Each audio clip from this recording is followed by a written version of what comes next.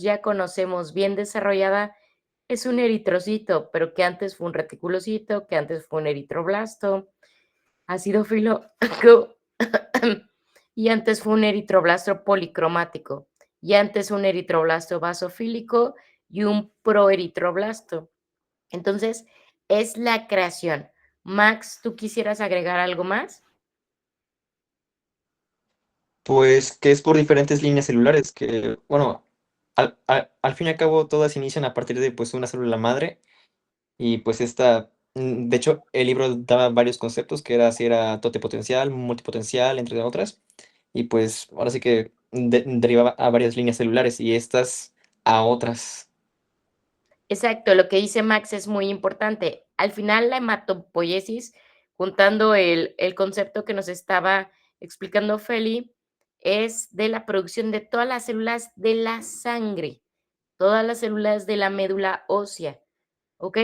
Y aquí, si yo le señalo esto que estamos aquí es un ejemplo de una línea celular, pero ¿cómo se llamaría esto que yo estoy señalando?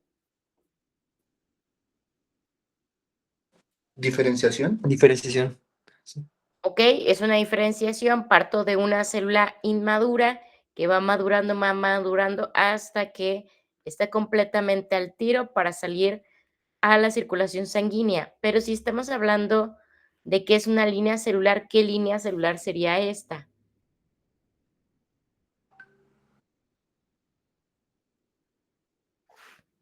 Eritropoyesis. Eritocitaria. Exacto, es Mieloides. la línea de los eritrocitos. Entonces, ¿cómo creen que se llamaría este proceso de diferenciación? Eritropoyesis. Eritropoyesis. Muy bien, que es algo que vamos a ver en estas diapos, ¿no? Entonces, partiendo de la hematopoiesis en sí es la producción de células sanguíneas. Hema de sangre, poiesis de formación. Ya saben que muchas grecolatinas o grecorromanas están aquí basadas en la medicina. ¿Dónde pasa esto? Pues pasa muy adentro en la médula ósea. Al día se cree que se producen 2.310 eritrocitos, 2.310 plaquetas y 7.310 granulocitos. Y esto es lo que nos comentaba Max, que va a haber ciertos conceptos partiendo de unas células troncales hematopoyéticas, que ¿cuáles son? Son células madres. Estas células madres son capaces de autorrenovarse. Vamos a ver unos esquemas, no se preocupen, y son múltiplo potenciales, que significa que pueden generar varios linajes a la vez. Esta es la primera célula, de ahí parten las demás. ¿Alguien sabe qué es un marcador de superficie? Es un antígeno que le da cierta identidad a una pues, línea celular. Es el Así es. CD. Entonces, es un marcador que nos dice, por ejemplo, si sale, nosotros mandamos una muestra de sangre, si sale S de 34, S de 90, sabemos que la alteración va a estar en las células madre. Esto nos va a ayudar en hemato, ¿por qué? Porque ciertas enfermedades, como las leucemias o algunos cánceres de la sangre, se van a elevar o se van a marcar o se van a iluminar estos numeritos. Y es importante que si tengamos más o menos la idea de por qué, porque lo preguntan en el examen nacional de residencias. Es algo que para la vida diaria como médico general, la verdad no tenemos tanto acercamiento, pero para el examen sí. Partimos de troncales, que son células madre, la primera, que pueden ser multipotenciales, a las progenitoras. Aquí, ¿cuál va a ser el cambio? Estas no se pueden autorrenovar, ¿ok? Pero sí pueden proliferar y también pueden hacer varios linajes. O sea, también son multipotenciales. Pueden ser de dos o de solo uno, bipotenciales o monopotenciales. Y de ahí tenemos, o sea, ya la tercera como generación de células son las células precursoras. Son células que al madurar van a dar origen a las células que circulan en la sangre. y forman más del 90% de las células de la médula ósea. Si nos, si nos regresamos al esquema, son estas. Estas son células precursoras. Estas que parecen como huevito de Yoshi o de dinosaurio. Estas son células precursoras. No son células madre y no son células pluripotenciales. Sí vienen de allá, pero no son estas. Estas son precursores sanguíneos. ¿Qué significa? Que todas estas buscan su maduración para que el eritrocito pueda salir a la circulación sanguínea, porque van a estar dentro de la médula ósea. ¿Cómo se explica un poquito más esto? Nada más me pueden checar si el hecho de que yo le dé zoom, ¿sí ven ustedes el zoom? Sí. Ok, muy bien. Entonces, partimos de las primeras, que son células troncales, o como bien dijo Max, en los libros van a encontrar diferentes maneras de nombrarlas, pero son las primeritas. O sea, son las abuelitas, pero también son las que son más poderosas, por decirlo así. Entonces, las células troncales son las que se pueden autorrenovar. O sea que yo tengo una célula troncal hematopoyética y me puedo renovar. ¿Y qué voy a generar? Pues voy a generar linajes, porque tengo la posibilidad de hacer algo multipotente, ¿ok? Pero de ahí empiezo con mis precursores. ¿Cuáles son los linajes que se forman? Los dos linajes más, o sea, solo hay dos: mieloide y linfoide, o mielocítico y linfocítico. Entonces, partimos de la célula troncal hematopoyética pluripotencial, que va a generar linajes y que se puede autorrenovar. Ya en los linajes vamos a tener el linaje mielocítico y vamos a tener el linaje linfocítico, ¿ok? De lo mieloide o el mielocítico van a estar todos estos. Si se dan cuenta, aquí dice algo de CFU, son unidades formadoras de colonias ¿de qué?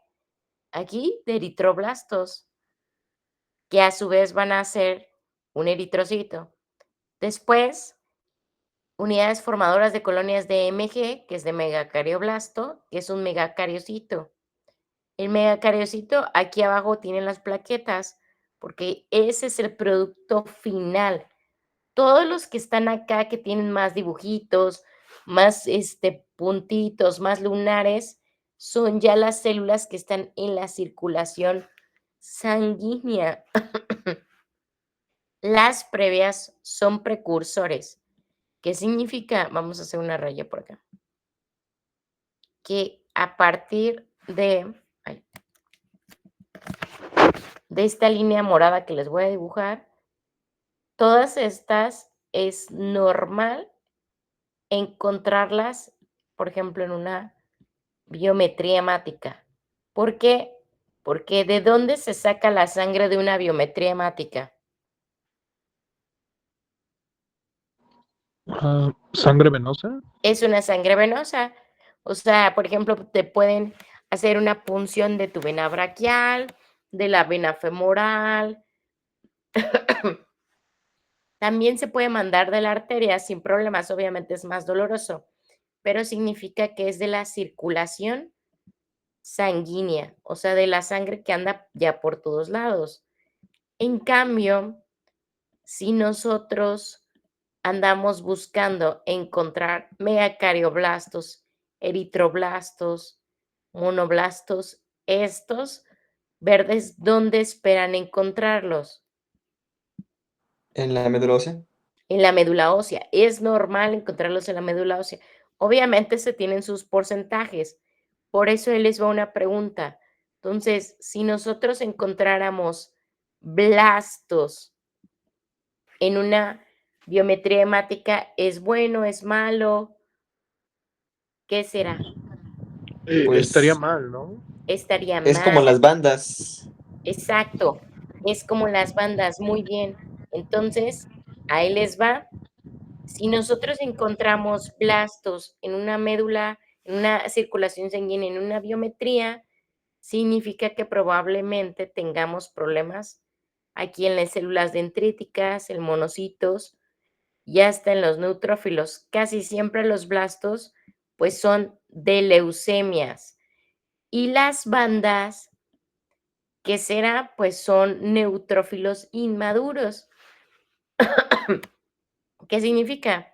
Significa que yo tengo una infección muy fuerte, tan fuerte, que la médula ósea decidió que ya se acabaron los neutrófilos, o sea, ya no hay neutrófilos, y va a tener que mandar a las células precursoras tardías, o sea, neutrófilos que todavía no son neutrófilos como tal, que son bandas para poder luchar contra la infección porque está muy fuerte. Entonces, por eso se dice que más del 10% de bandas significa que la infección bacteriana es bastante fuerte. Entonces, eso es por parte del el linaje mielocítico mieloide. Es los eritrocitos, plaquetas y granulocitos. ¿Cómo sé que son los granulocitos? Porque miren, son los que tienen puntilleos, ¿ok? Tenemos el basófilo, que se ve en algunos parasitosis o también en alergias, el eosinófilo que se presenta en alergias también, célula dendrítica, son células de la defensa, igual que los monocitos, y los neutrófilos se asocian sobre todo a infecciones, pues, bacterianas, de las defensas de nuestro sistema inmune. De ahí pasamos al linfocítico común o linfoide. Y aquí van a ser otros linajes. ¿Cuáles son? Linaje T, B, Natural Killer, y también tenemos el ILC, ¿ok? Entonces, estos son diferentes. Van a tener un prelinfocito T, un prelinfocito B. ¿Y qué creen que sean estas antenas que se ven ahí en los linfocitos? ¿Qué son esas El antenas? MHC, Mayor Ah, complejo de histocompatibilidad. el, T, muy bien. el TCR también podría ser. Son complejos de inmunohistocompatibilidad. Y también, ¿en qué nos ayudan? Pues en la producción o que podamos detectar, pues, antígenos, ¿no? Entonces, sí son muy importantes, inmunoglobulinas, etcétera. Entonces, ¿cuáles creen que, pues, todas tienen una importancia como tal, pero recuerden que los linfocitos T, B y Natural Killer, la verdad sí se asocian mucho más a apartados que vamos a ver de leucemia y linfoma. Pero, ¿qué significa? Que de este esquema que estamos viendo aquí, si alguna célula se vuelve loca, todo, todo puede fallar. Y loca que hablamos, acuérdense que las células que se vuelvan locas en la medicina significa que nos van a dar cáncer. O sea, una mutación de alguna enzima, alguna proteína, algo que esté mal, que por ejemplo nos haga o que aquí desde el progenitor multipotente se provoque que tengamos mucho más eritroblastos, pues puede ser una leucemia eritroblástica.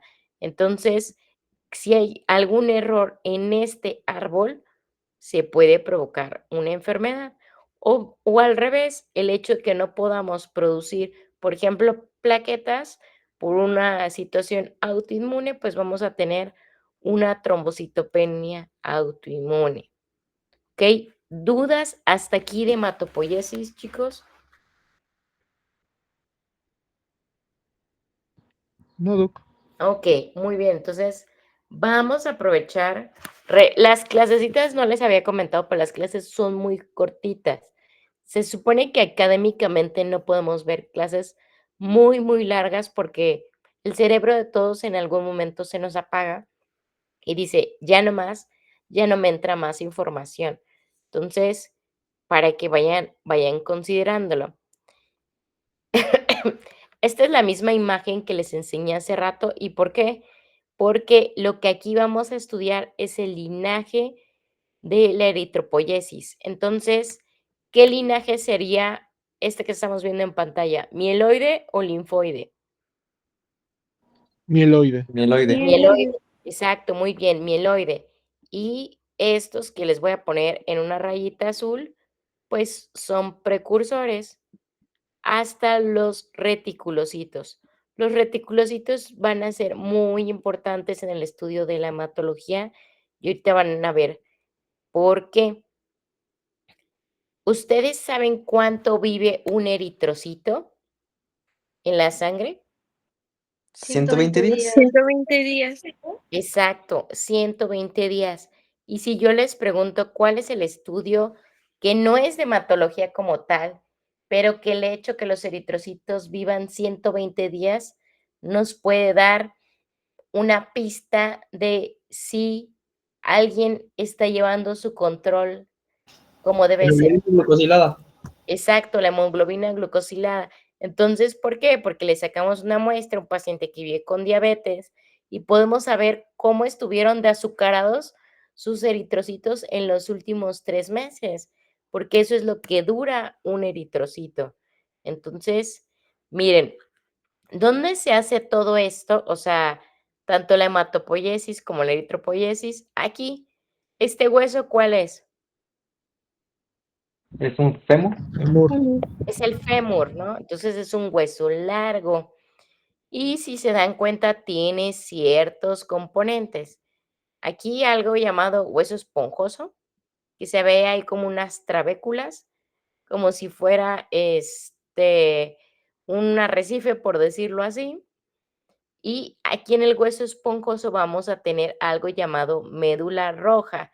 La médula ósea tiene 2 vertientes, médula roja y médula amarilla, ¿ok? La médula amarilla, esta que les estoy haciendo como zoom, ¿de qué creen que esté compuesta? Tejido graso, creo que era lo que predominaba. Sí, exacto, de tejido graso. Entonces, no nos va a ayudar mucho la eritropoiesis ni la hematopoiesis. La médula amarilla se va a ver tejido graso como cuando tu mamá deja el consomé o el puchero en el refri y al rato vas y es una gelatina de esta forma. ¿Por qué va a importar? Porque hay una enfermedad llamada anemia plásica donde vamos a perder todo esto y únicamente nos vamos a quedar con tejido graso. Entonces, en la médula roja, ¿qué es lo que vamos a tener? La célula madre, los multipotenciales que nos van a dar linaje mieloide y linfoide. Y bueno, evidentemente también, pues vamos a tener las plaquetas. O sea, todo va a estar adentro de nuestros huesos.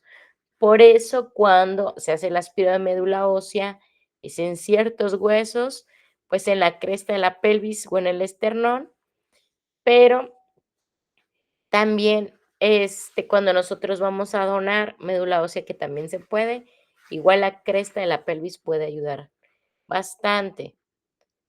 Este es un acercamiento o un zoom de la médula ósea. No está muy bonito el dibujito, pero únicamente les quiero enseñar que vamos a tener células maduras. Por ejemplo, un monocito, aquí un linfocito por acá. Estos huevitos amarillos que se ven, pues es tejido adiposo que sí hay, pero por ejemplo, acá tengo un megacariocito. ¿Este megacariocito es un precursor sanguíneo o ya es una célula madura? Es, bueno, se Es una supone que es una célula célula madura, ¿no? madura, pero este se tiene que destruir porque de sus restos celulares salen las plaquetas. Exacto, o sea, es el último escalón para la madurez, pero sigue siendo un precursor. Entonces, por eso lo tenemos aquí en la médula ósea. Si lo viéramos en la circulación sanguínea, pues nos preocuparía, pero está en la médula ósea, ¿por qué? Porque es como ustedes, vean esto como la universidad, la médula ósea es la universidad y para que ustedes puedan ir al internado, pues necesitan pasar de megacariocito a plaqueta. O pues ya han visto muchas redes sociales donde les llaman medicoblastos. Por eso, porque necesitan ir madurando. Entonces, acá tenemos un promielocito, o sea, todavía tampoco está completo, normoblasto, proeritroblastos y otros normoblastos. Entonces, Es normal encontrar precursores sanguíneos o células inmaduras en la médula ósea si están bien distribuidas y también va a haber células pues normales. Esto ustedes ya lo contestaron, son 120 días, pero ¿cuál será la vida media de los granulocitos? Que son neutrófilos, eosinófilos y basófilos. Esa pues está más complicada, ¿no?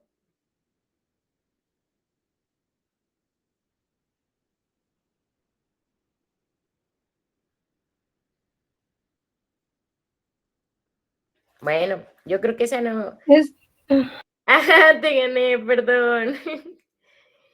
Entonces, de 6 a 8 horas. Por eso sí podemos en pacientes que tengan una infección bacteriana muy fuerte, es a lo que llaman leucocitosis, pueden aumentar sus leucocitos y puede haber cambios entre 6 a 8 horas. ¿Ok? Entonces, granulocitos, pues literal porque se llaman así, por estos puntillos que tienen, y de 6 a 8 horas. Estas son las plaquetas. ¿Cuánto viven las plaquetas?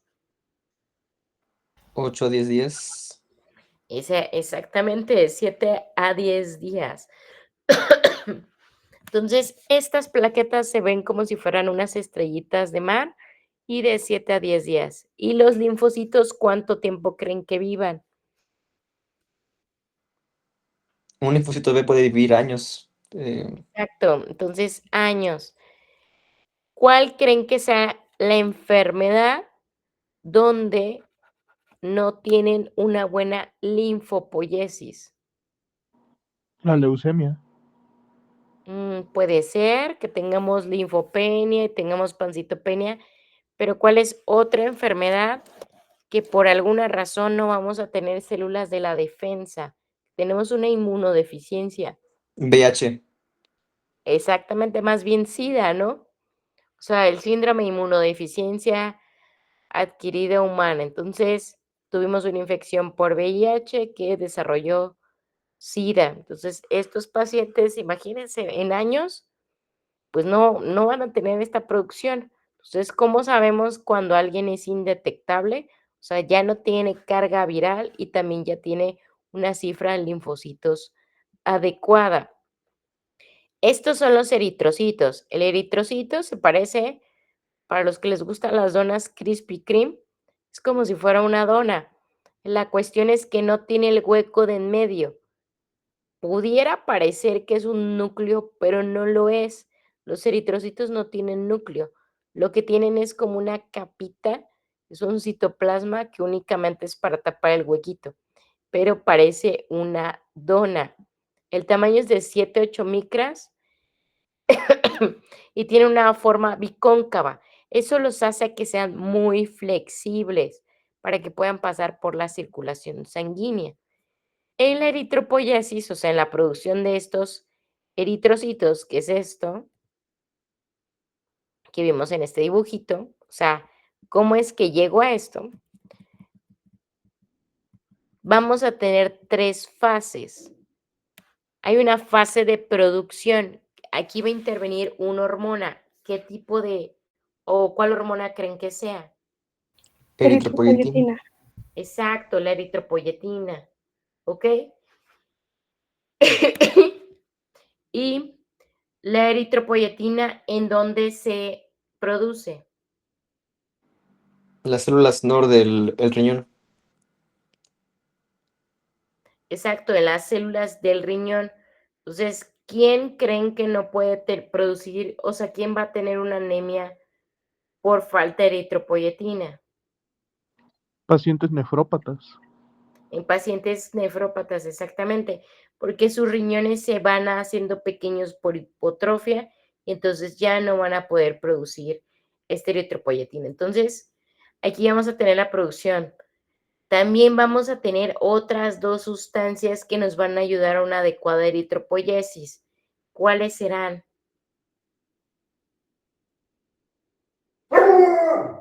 Factores estimulantes, quizá. ¿Puede ser el hierro?